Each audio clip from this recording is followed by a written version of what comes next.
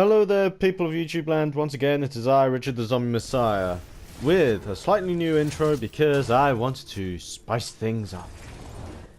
But anyway, for this, for this little video, there's a topic that I just wanted to talk about, and this is something of a bit, and this is a bit of a heated topic for a lot of, gamers, and that is the topic of video game based movies. And for now, I just want to make my point. I just want to make my thoughts known on video game movies. They do have the capacity to be done right. In fact, there have actually been quite a few movies that I've seen that are based on video games that were actually done very well. Oh. For example,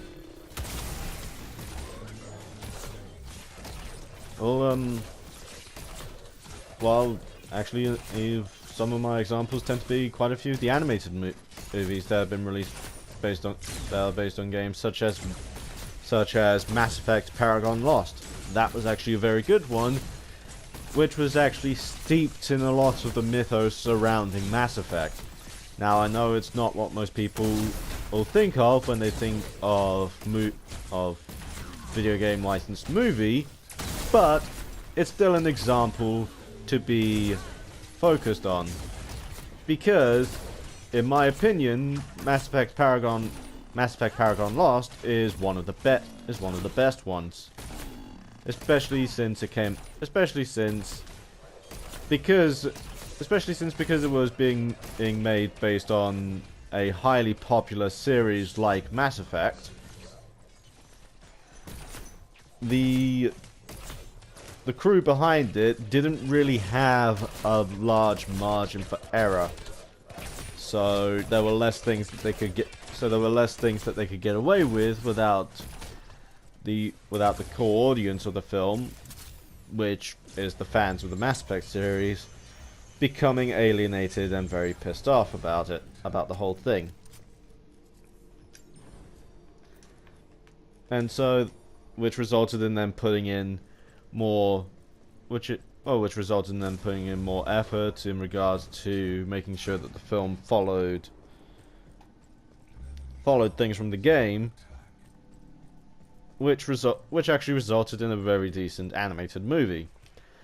And for live action films based on games, I would have to say that one of the best, in my opinion, would actually be and this is probably gonna piss quite a few people off, but in my opinion, it's actually gonna be the Prince of Persia: Sands of Time movie. The reason being, because it was the thing that actually because for a film, it actually managed to do a good job of carrying the soul of the game. Now, for those of you who haven't played the original Prince of Persia: Sands of Time, basically it was a jokey campy game. There were tons of serious moments, but the main atmosphere was jokey and kind of campy. But not overly campy like 60s Batman campy, just campy as in, okay, here's a few jokes.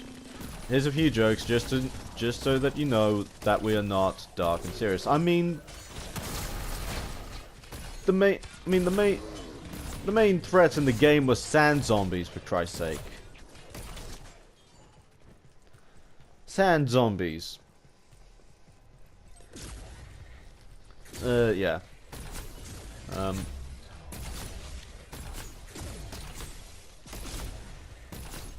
Yeah. And also I get the feeling that anyone that's watching this right now is probably going to be wondering, Okay, dude, why are you talking about all these why are you talking about all of these films that are based on games? Well, the reason being is because as I've kind of made it known by the fact of my channel merely existing, I am a gamer. I have always been a gamer. I have been a gamer ever since I was, well, I was a gamer before I could walk. I'll admit it took me years to get better, but still, well, I have been gaming for most of the length of my existence.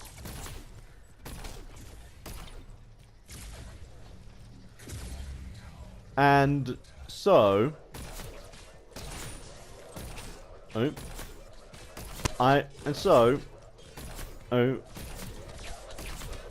as someone who stands firmly in the camp of the gamer, I am one of the people that believes that we should be able to see more decently made video game movies, because I think it's fair to say that at this point, video games have become something of a crucial part of modern day pop culture.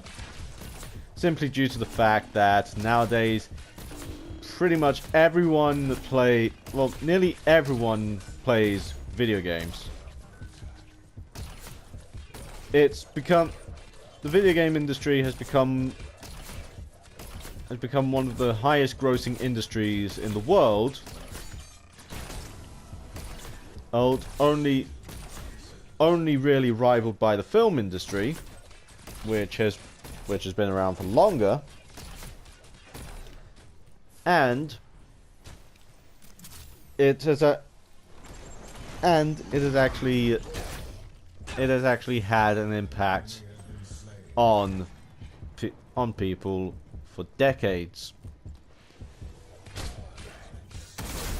And there's a film, and as many of you know, there is a film coming out next summer, that pretty much shows how much of an impact video games have had on the world. I am of course talking about the upcoming adaptation of the book Ready Player One. Now Ready Player One is a film that I'm really looking forward to, and not just because it features one of my favorite animated film characters from the 90s, the Iron Giant. And although seriously, if they get Vin Diesel to voice the Iron Giant for Ready Player One, I will probably fangasm like cream all over the floor. But anyway,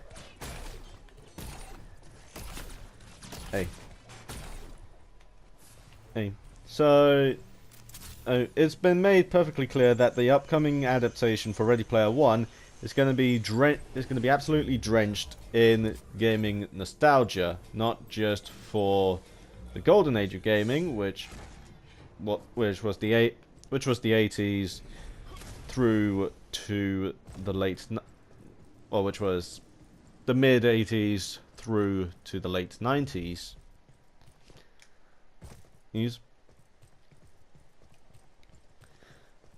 But also with some from modern gaming, such as the assault rifle from Halo making an appearance, but also from other pieces of media from around the same time, such the main character actually getting the DeLorean from Back to the Future.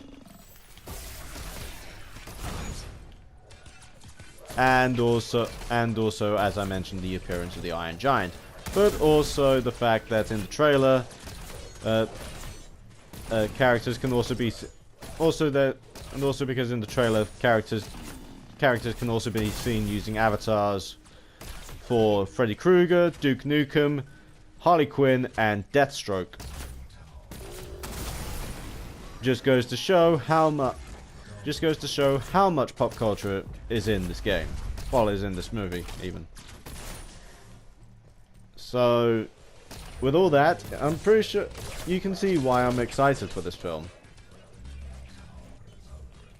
However, to the dismay of many, there are also people that are not looking forward to this film. Turns out, people in games journalism have recently taken up a new trend, dissing the making fun of the author, well, talking shit about the author of the book, and also calling the original novel itself a novel that was actually praised for the longest time due to its original stance on gaming, and they've since started to well, let's just say less than nice things about it, which is a shame really, because according to all of the people who have read the original book, it is truly a fantastic work of modern day literature. It's pretty much like I can't exactly think of a comparison, but it is one of the best works that we have to represent the modern decade. And so to find out that a lot of the people who are supposed to be providing information to the game, well, and to find out that a lot of people who are supposed to be covering things in the world of gaming and giving fair, unbiased reports on things that are happening in the world of gaming are treating this work of modern literacy genius with such disdain is truly a disservice to the world of the games journalism. But this isn't going to be a whole rant about the world of games journalism, because I'm pretty sure I can do that for another video. But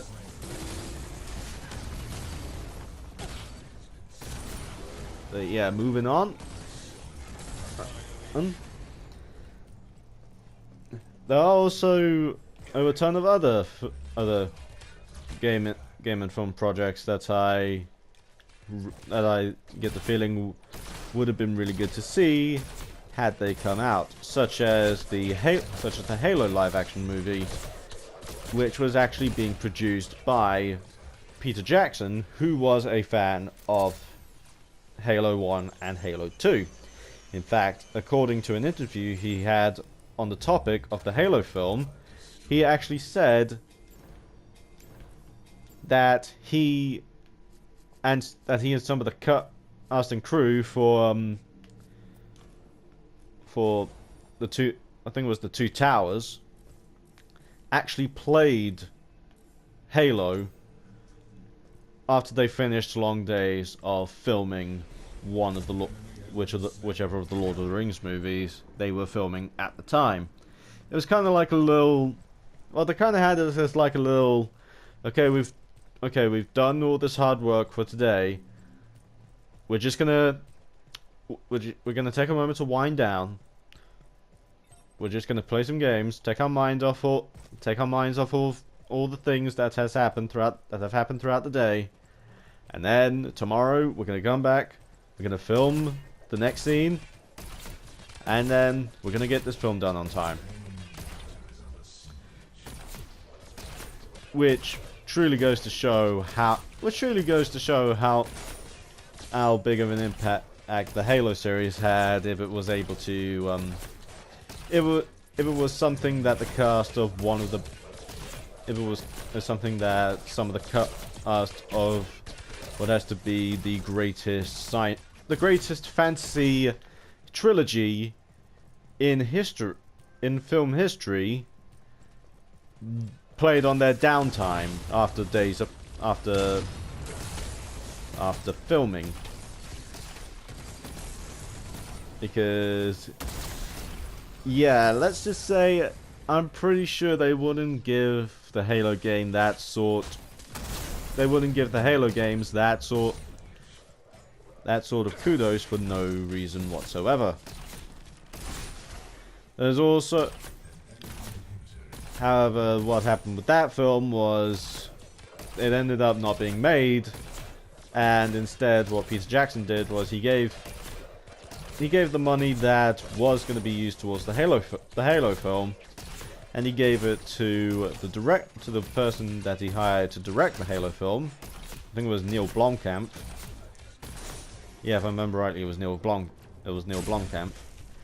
And he said to him, "Okay, here's the money that we were going to use for the Halo movie. Go ahead and make whatever film you want." And so we ended up with District 9, which actually turned out to be a pretty decent movie, with themes of segregation, and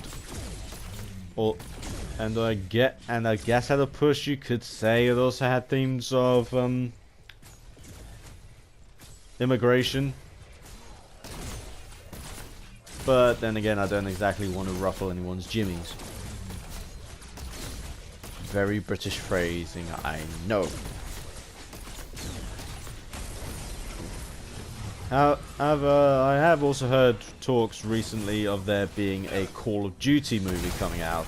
To which my only reaction is, wait, isn't that every single military movie that comes out? I mean, doesn't exactly have to be called Call of Duty, because Call of Duty was essentially just made to be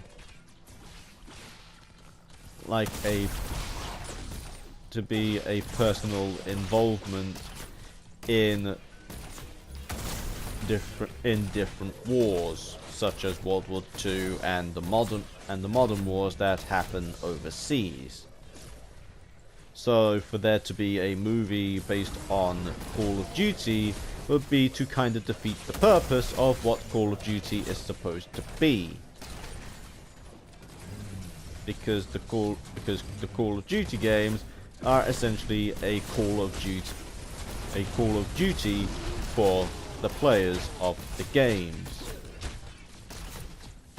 So, as I said, it would be pointless for them to make a movie based on the Call of Duty games because, as I said, Call of Duty games are essentially a Call of Duty for the players who are playing Call of Duty. How many times did I say Call of Duty in that sentence? I really do not know, and I really do not care at the moment, because the idea of a Call of Duty movie is actually kind of stupid.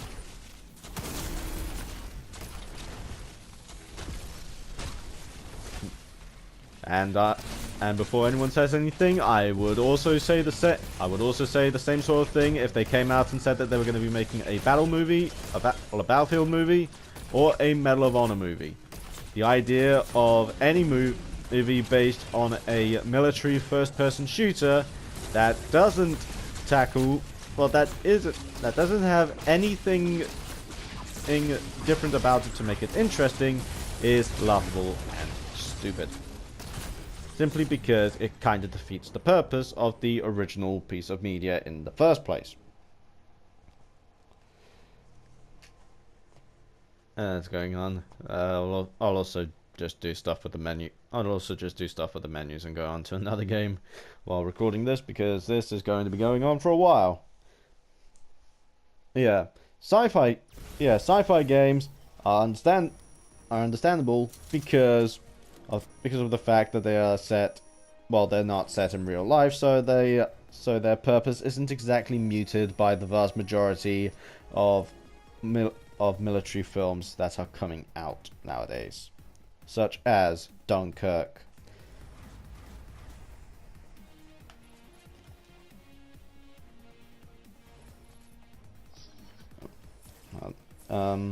There's also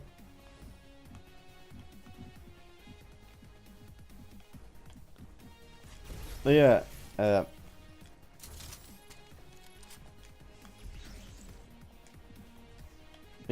I do. Yeah, as I was saying earlier, I really do want to see more video game movies, because we've come a long way since the likes of the Super Mario Brothers movie. And video games have started to gain more in the way of story and actual cohesive narrative. So the problems that films such as the Super Mario Brothers movie would have encountered are no longer real problems nowadays, because we have games that have more concrete and built up stories, which is why I would personally say that one game series that deserves more than anything to be made into a movie is The Legend of Zelda. And if that does get made into a movie, it would probably be the Lord of the Rings of video. It would probably be the Lord of the Rings of video game movies. Why? Because it would be a fantasy epic. That would probably be carried out through multiple films. Because a little thing for those of you who haven't played the Legend of Zelda games. The majority of the Legend of Zelda games don't take place in a cohesive line. What they do is they go down like a path of progression. So basically each link in the link in each Legend of Zelda game is a different Link. Each Zelda is a different Zelda. The only character that remains the same is Ganondorf, because of shenanigans regarding time travel. Yeah, shit is confusing. And all this that started off with a game about a young boy who gets a sword from an old man in a cave and goes off to save a princess. Yeah, you never thought such humble beginnings would lead to something so great. But yeah, you got the fantasy epic. You got the fantasy epic that would result from The Legend of Zelda. You also, and because you got the name behind it, you'll also end up with massive amounts of money coming in. Which at the end of the day, money is what companies want. And so, if they made The Legend of Zelda movie, because The Legend of Zelda is one of Nintendo's top 3 franchises, the top 3 for Nintendo being Mario, Zelda, and Pokemon.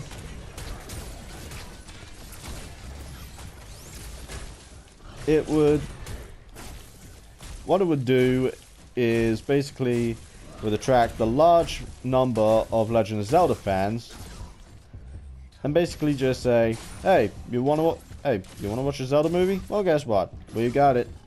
Come by, watch it. We promise you it will not be a disappointment like what happened with Mario back in the 90s. And here's the thing. There was actually a Legend of Zelda movie being made. The only problem is Nintendo decided that they didn't want it to be made. Which, when you think about it, is kind of a stupid decision on their part, but then again, it's Nintendo's franchise, so Nintendo can do whatever the fuck they please. Yeah, it was, but yeah, I kind of want to talk about this Zelda film for a bit, because of the fact that I am a massive fan of The Legend of Zelda. In fact, on the day of the Nintendo Switch's release, in the build up to the launch of the Nintendo Switch, I actually got myself incredibly hyped up for the Nintendo Switch, simply because the plan was I would get it, and then I would just spend the first few months of the console's life cycle just playing Zelda. And for the most part, that is actually what happened. I spent most of the first few months of the Nintendo Switch's life cycle just playing through The Legend of Zelda. In fact, because of all of the DLC because of all of the DLC that has been coming out for the game, I am going to be playing more. I'm going to be playing more of it, and I'm going to be playing through it again. Simply because now I want to experience the Master Sword. Simply because I want to experience the Trials of the Sword, and I also want to experience the upcoming DLC story stuff, as well as the new dungeons that they're adding, and also all of the extra items that you're going to be able to get through amiibos. But anyway. Hey, enough of my ramblings about my love for the Legend of Zelda franchise, and on to this Legend of Zelda movie. It was being made by the same animation studio that worked on the 2007 Teenage Mutant Ninja Turtles movie, and as far as I know, it was going to be their second big project after TMNT, and here's the thing, they actually released a trailer for it, and looking at the trailer, it actually looked really good, like what you'd expect from a Legend of Zelda movie in this sort of style. Oh. The dark coloring of the animation just made details pop out so much, and I don't know, it just looks so good. I mean, seriously, Nintendo, I don't know if it's too late or not, but if it isn't too late, you can still greenlight this movie. We'd love to see this movie come out. Just say, if the animation studio is still up and functioning, just call them and say, hey, we've had a thing about that Legend of Zelda movie you pitched to us, and I think we kind of want to do it now. It would just make everyone's minds collectively blow up, like in the film Scanners. In fact, you should already have an idea about how much people want a Legend of Zelda movie because of the massive amounts of feedback that the now denied rumor of there being a Legend of Zelda Netflix series coming out actually attracted. In fact, I think after that rumor started popping up, more people subscribed to Netflix just so that they could prepare themselves to watch this Legend of Zelda series that was supposed to be coming out. Unfortunately now we know that was completely false. But hey, you have to admit, if you're a Legend of Zelda fan and you heard about the Netflix series, you really were hoping that would have come to reality. It's okay. It's okay to admit, because we all wanted it to happen. But it didn't, so unfortunately that's that. Also on the topic of Nintendo franchises that I'd like to see be made into movies, another one, believe it or not, is actually Metroid. Now you could say that, well, Metroid, I think it's well known now that Metroid did take a lot of inspiration from other science fiction films such as Aliens, especially in regards to the main protagonist of the film being a strong, dependable female character that doesn't really rely on a man to make all of her decisions for her. Well, unless the game in question is Other M, but we do not talk about Other M because that game is heresy.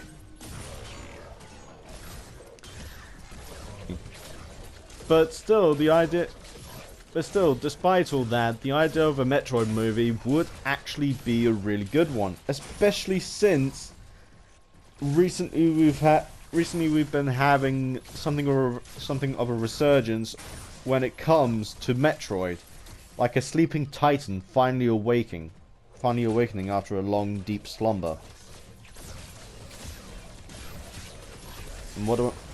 And of course, by that I mean the fact that we're getting not one, but two brand new Metroid games coming out for the Nintendo Switch.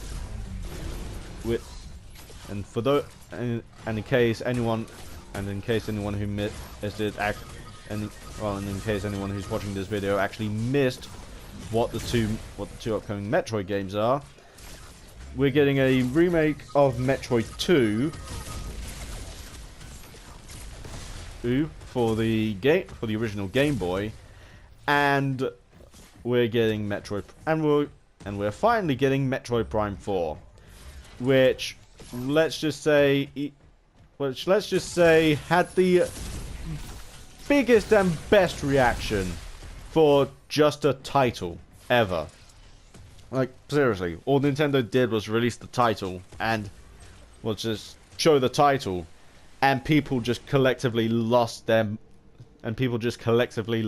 minds. That is how much power Metroid has.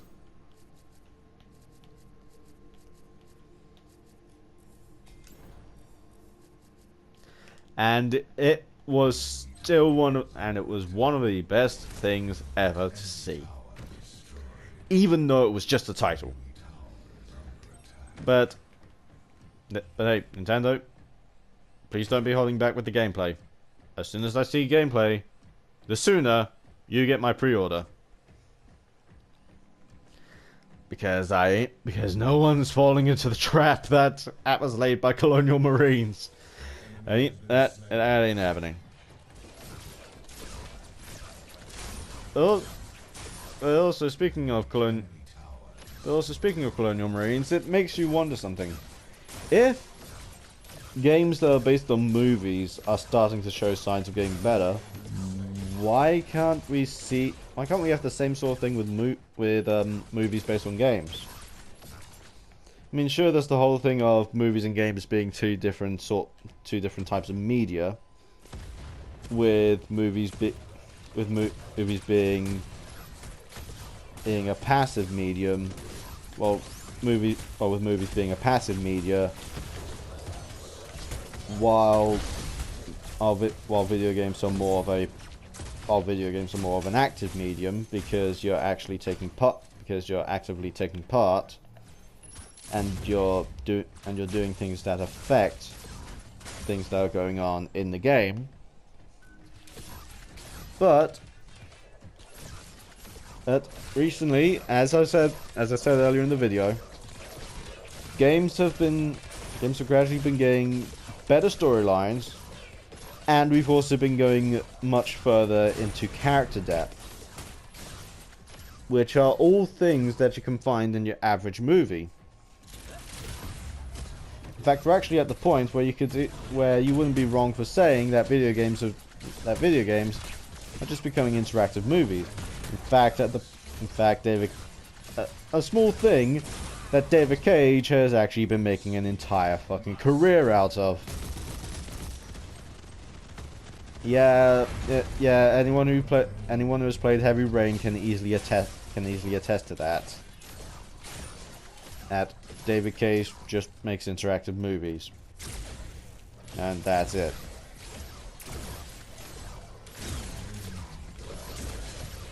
Still, even then, that argument doesn't hold water, because of two very different,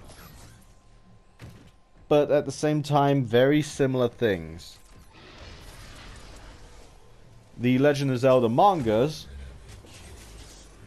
actually three very different but very similar things. The Legend of Zelda mangas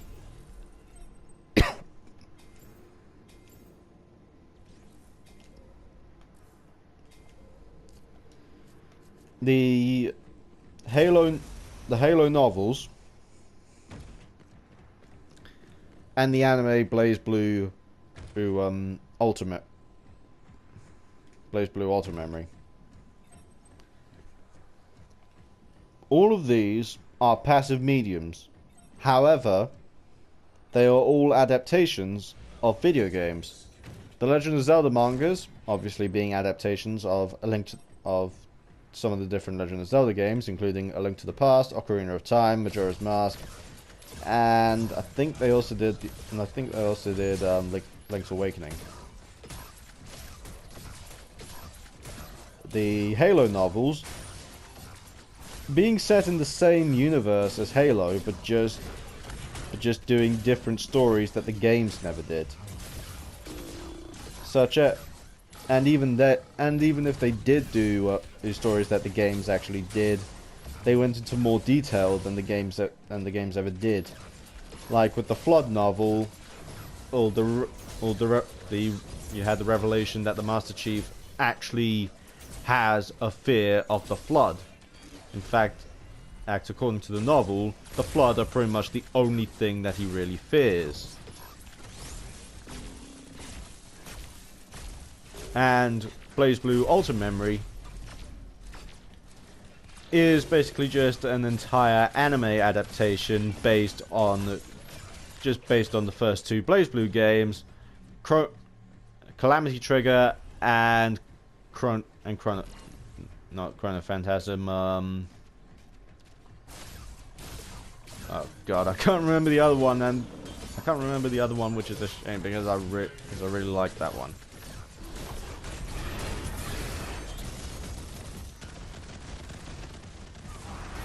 But yeah, these mediums actually all go to show that that it is possible for adaptations of video games to work. The thing is, just putting in the effort to make sure,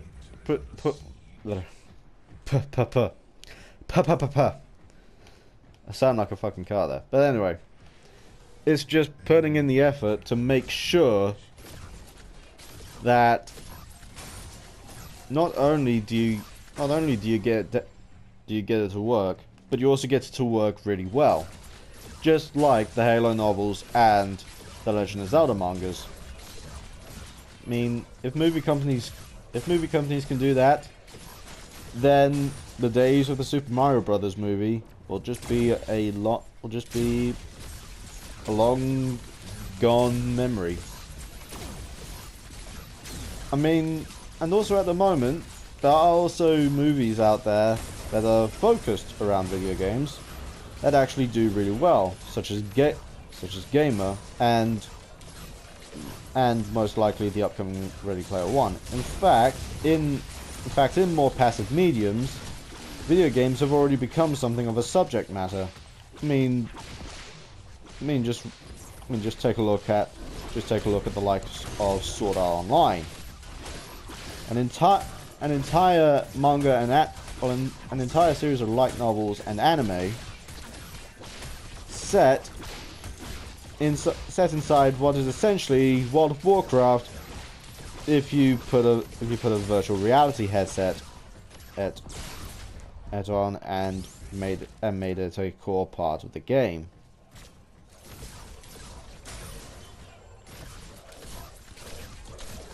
So there is clearly a market for movies either adapting or based around video games. It's just whether or not we want to do it. And although one of the problems that I have to say does lie in the way of there being more video game adaptations and more movies that are focused around video games, believe it or not, is the SJW community. Because they have the whole ideology of if things don't cater to them, then it shouldn't be then it shouldn't matter. If it's something that they don't like, no one else is allowed to like it. Which is a problem because, as I said, loads of people like video games. So basically, they just want to silence a vast majority of the people of the world simply because this small group of people don't like video games.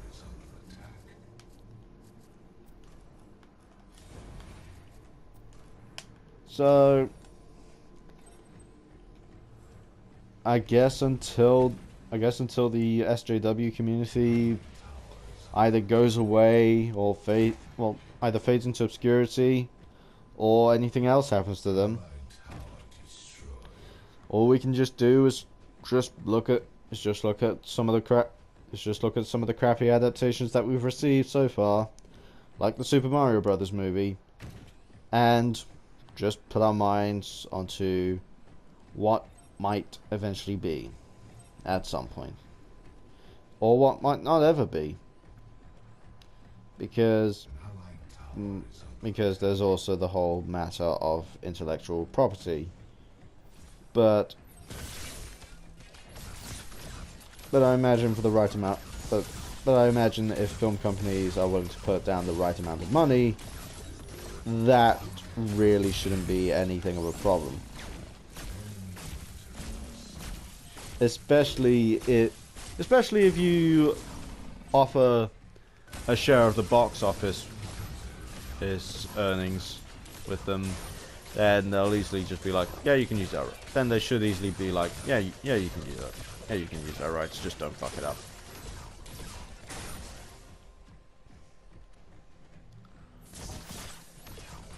But yeah, as I said, the main problem nowadays is the SJW community, simply because of the whole thing of, it doesn't focus on women,